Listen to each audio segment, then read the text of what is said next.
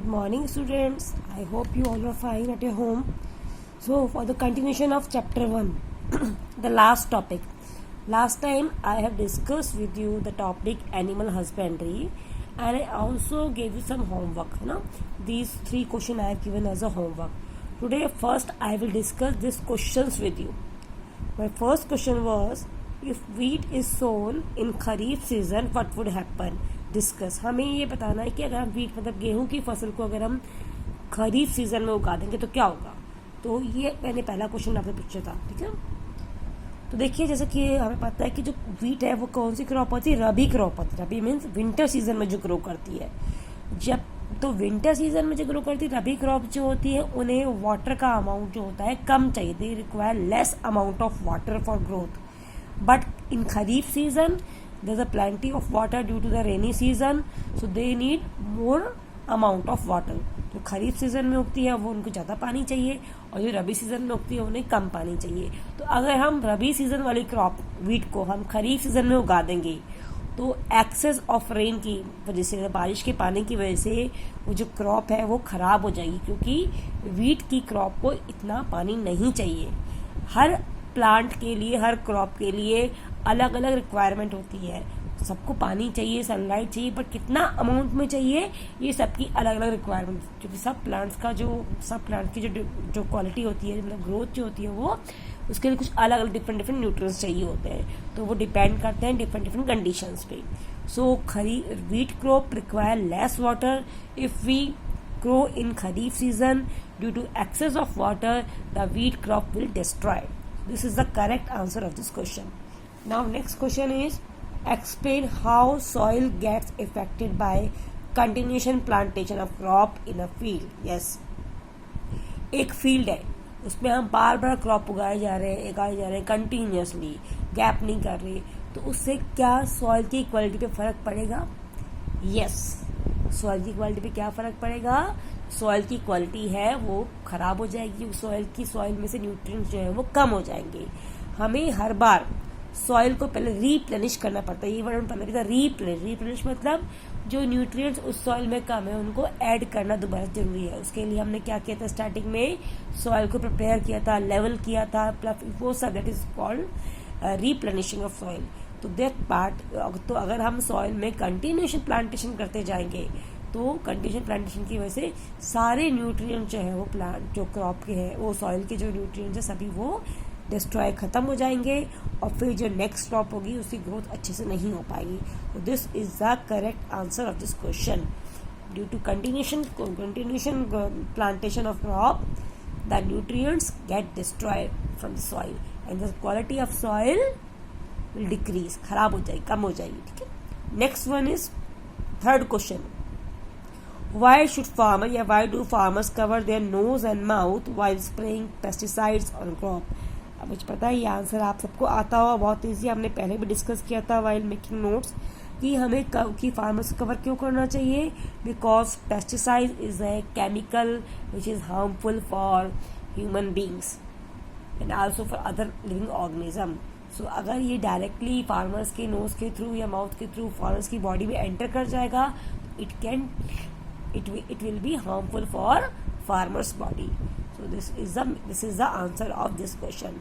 तो मैंने तीनों क्वेश्चन आपसे डिस्कस कर लिए हैं. अगर आपने इनके आंसर नहीं लिखे हैं तो प्लीज अब आप इनके आंसर अपने आप कर लीजिए. देखिए डिस्कस मैंने किए हैं, अब आपको खुद थोड़ा सा सोचना है. मैंने आपको सब तीनों में समझा दिया क्या रीजन है. आप खुद वीडियो के बेस पर आप इसके आंसर्स खुद लिखिए. ठीक है, अगर आपने कर लिए हैं तो वेरी गुड. अगर आप किसी क्वेश्चन में आप कंफ्यूजन है तो अब आपको समझ में आ गया हो कि इसका एग्जैक्ट आंसर क्या है. ठीक है, अब इसके बाद इस चैप्टर पूरा कंप्लीट हो चुका है. मैंने कुछ क्वेश्चंस और भी दिए थे आपको. एक जो मैंने वो क्रॉस पजल टाइप दिया था, बहुत सारे बच्चों ने उसमें बिल्कुल सही करके भेजा है. मैंने आप लोगों के आंसर्स चेक किए थे, आप लोगों ने अभी भेजे थे आपके जो आंसर्स आपने भेजे थे अभी व्हाट्सएप ग्रुप पे. तो मैं यही आप सबसे उम्मीद करती हूँ कि आप लोग ज़्यादा से ज़्यादा बच्चे सभी इसका जो हम वर्क देते हैं प्लीज़ कंटिन्यूसली करा कीजिए and please submit on the WhatsApp group as required.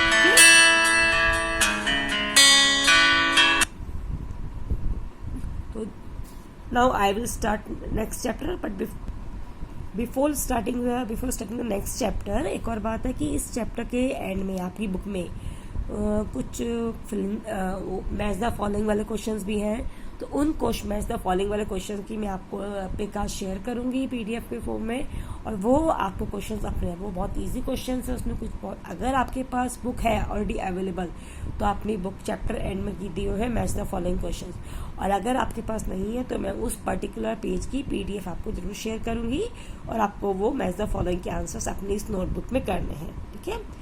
So I think इसमें, और यही चैप्टर मैंने लास्ट टाइम बोला, यही चैप्टर आपका एग्जाम में आएगा।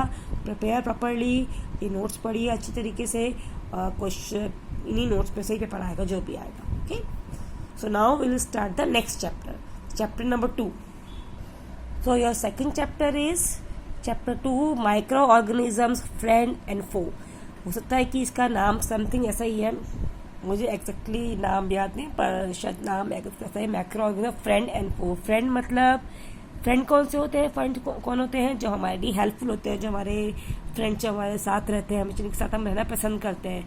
एंड फो का एक और वर्ड होता है एनिमी, जो कहीं ना कहीं हमारे लिए हार्मफुल होते हैं, तो वो होता है फो। तो माइक्रो ऑर्गेनिज्म एक ऐसे लिविंग ऑर्गेनिज्म है जो हमारे फ्रेंड भी हो सकते हैं और फो भी हो सकते हैं। वो हमारे लिए यूजफुल भी हो सकते हैं और हार्मफुल भी हो सकते हैं। इस चैप्टर के कंटेंट क्या क्या है? First, definition of microorganism, introduction of this chapter, then classification of microbes. Microbes जो है माइक्रो ऑर्गेनिज्म का ही एक दूसरा नाम है। Microbes is also another name of micro organism. Then the next topic will be useful microorganism, how microorganism can be useful for us, harmful, how they can be harmful for us, and the last topic is food preservation, how we can preserve our food from microbes. So first, definition of microorganisms. Micro means too small, जो बहुत छोटे होते हैं उन्हें बोलते हैं micro. Organisms, living beings are called organisms. अब यहाँ पे देखो, माइक्रो ऑर्गेनिज्म मीन्स सिंपली आपको समझ में आ चुका होगा, the organism which are very small, जो बहुत छोटे होते हैं, ठीक है। The organisms which are too teeny tiny that can not be seen by unaided human आई।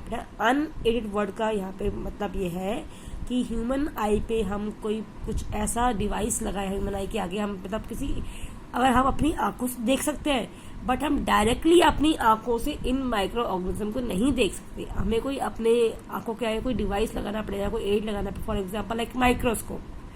तो माइक्रोस्कोप से जब देखेंगे तब हमें दिखाई दे जाएंगे, लेकिन हम ऐसे देखना चाहे खुली आंखों से तो हमें दिखाई नहीं देगा। This is called unaided human I.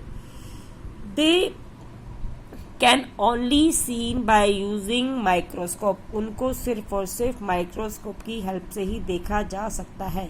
These organisms are called microorganisms and they are also called microbes. अब ये जो टॉपिक है ना, ये बहुत ही आज जिस सिचुएशन में अपन सब हैं, we are all in the lockdown condition. किसकी वजह से? कोरोना की वजह से। कोरोना क्या है? कोरोना एक वायरस है, एक टाइप ऑफ वायरस है, इसका हमने नाम सुना है कोविड-19 वायरस। वो क्या है? वायरस क्या होता है? वायरस एक माइक्रो ऑर्गेनिज्म ही होता है। तो आप देखिए एक माइक्रो ऑर्गेनिज्म की पावर कितनी होती है। आज एक माइक्रोब ने हम सबको हिला दिया, हम सबकी लाइफ को क्या कर दिया है? डिस्टर्ब कर दिया है। तो माइक्रो ऑर्गेनिज्म दिखने में बहुत छोटा है, सिर्फ ये वायरस, जिसकी वजह से हम सब आज घर में बैठे हुए हैं। हम सबके सारे काम जो है रुक गए हैं, पूरी एक तरह से पूरा वर्ल्ड ही रुक गया है। आप समझ लो कितना वर्ल्ड में कितना नुकसान हो चुका है।